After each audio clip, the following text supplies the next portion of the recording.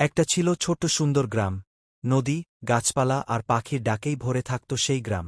গ্রামের মানুষজন খুব সাদাসিধে আর পরোপকারী ছিল। সবার ছেলেমেয়েরা একসাথে খেলত, হাসত আর পড়াশোনা করত। কিন্তু একদিন হঠাৎ ভোরবেলা গ্রামের লোকজন দেখতে পেল, গ্রামের প্রতিটা ঘরের ছেলেরা গায়েব। কেউ জানে না তারা কোথায় গেল, কেউ কিছু দেখেনি, কেউ কিছু শুনেওনি। সবার ঘরে একই ঘটনা, খাটে ঘুমোতে গিয়েছিল ছেলে, কিন্তু সকালে আর নেই। গ্রামে হইচই পড়ে গেল। সবাই মিলেই খুঁজতে লাগল। কেউ বলল ভূত এসেছে, কেউ বলল চোর নিয়ে গেছে। ঠিক তখন গ্রামের বুড়ো মানুষ জনার্দন চাচা বললেন, এমন কিছু একবার ৪০ বছর আগেও ঘটেছিল। তখনও গ্রামের সব ছেলে হঠাৎ উধাও হয়ে গিয়েছিল। পরে জানা যায় তারা এক জাদুকরের জালে পড়ে গিয়েছিল। সবাই মিলে গেল সেই পুরনো বটগাছের কাছে, সেই জায়গায় যেখানে সেই জাদুকর নাকি থাকত।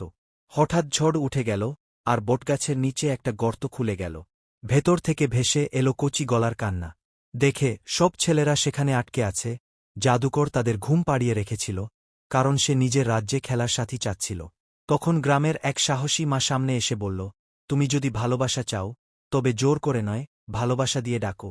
জাদুকর চোখে জল এনে বলল, আমি একা ছিলাম, দয়া করে আমাকে ক্ষমা করো। তারপর সে সব ছেলেদের মুক্ত করে দিল। সবাই গ্রামে ফিরে এলো। সেই দিন থেকে জাদুকরও বদলে গেল। সে গ্রামের বন্ধু হয়ে থাকল, আর কখনো কাউকে কষ্ট দিল না।